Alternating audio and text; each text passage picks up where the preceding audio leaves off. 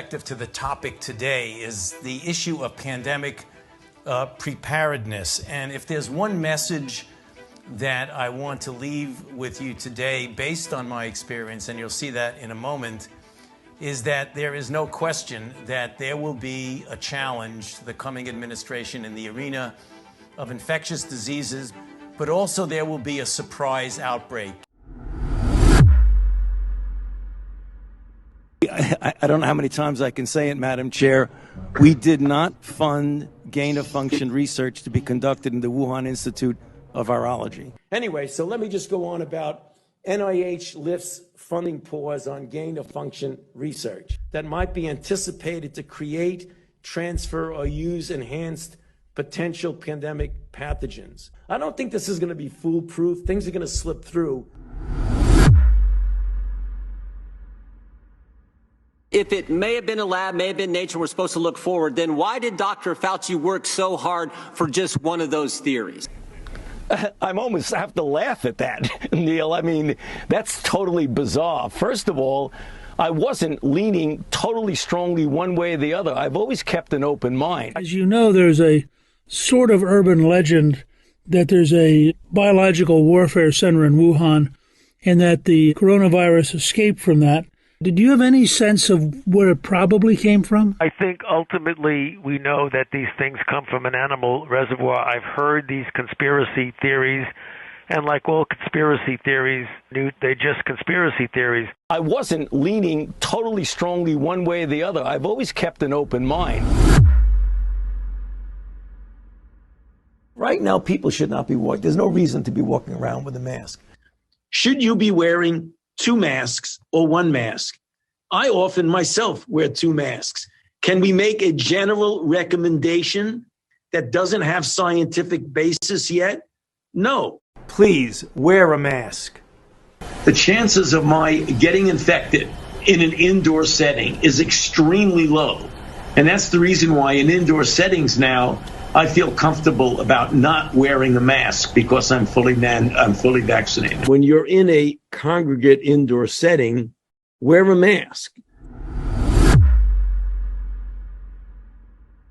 First of all, I didn't recommend locking anything down. I went with Dr. Birx into the president and said, 15 days are not enough. We need to go 30 days. Obviously, there were people who had a problem with that because of the potential secondary effects.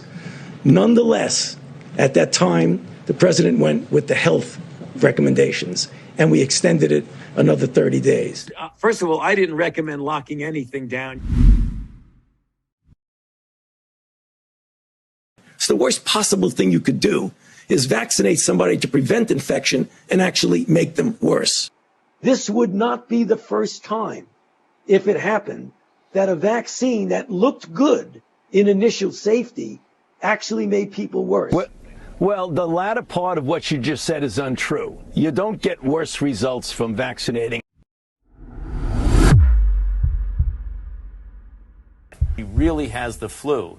She definitely doesn't need a flu vaccine. The optimal degree of protection when you get infection is to get vaccinated after infection. Because the best vaccination is to get infected yourself. The optimal degree of protection when you get infection is to get vaccinated after infection. She really has the flu. She definitely doesn't need a flu vaccine. So if you're saying, are we out of the pandemic phase in this country? We are. Is this country ready for another pandemic? And are we still in the one we have not, that we've been talking about? Well, we certainly are still in it. The safety of these vaccines have been clearly established.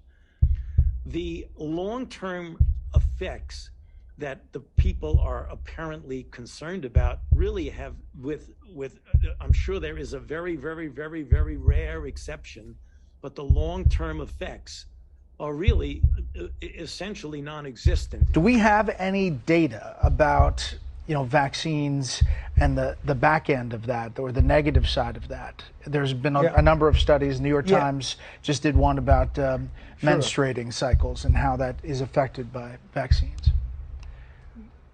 Yeah, well, the menstrual thing is something that seems to be quite transient and temporary. That's the point. That's one of the points. We need to study it more. We need to study it. Because the other side that just keeps putting out misinformation and disinformation seems to be tireless in that effort. An article in the San Francisco Examiner, I think, a Sunday magazine section, which was just phenomenal. I still have a picture of it. It says, I call you murderer, an open letter to an incompetent idiot, Dr. Anthony Fauci, the director of NIAID.